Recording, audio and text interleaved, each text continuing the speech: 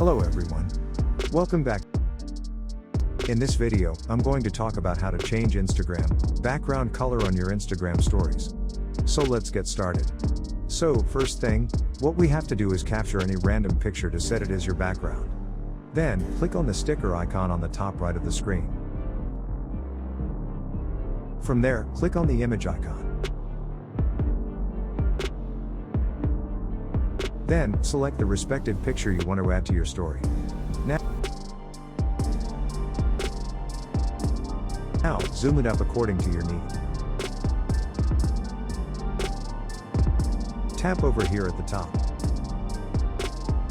Select the respective color which you wanted to keep. Let me select this one. Press and hold for a while. And then, as you can see that we have successfully changed the color. Let me keep on trying with other colors. Simply select the color. Then, press and hold to successfully change it. So this is about how to change Instagram stories background color on your iPhone. And I hope you like our video, and if you find this video helpful, don't forget to subscribe and click on the bell icon for more upcoming videos. This is Peter signing off from the Apple Tag. See you soon in the next video. Peace out.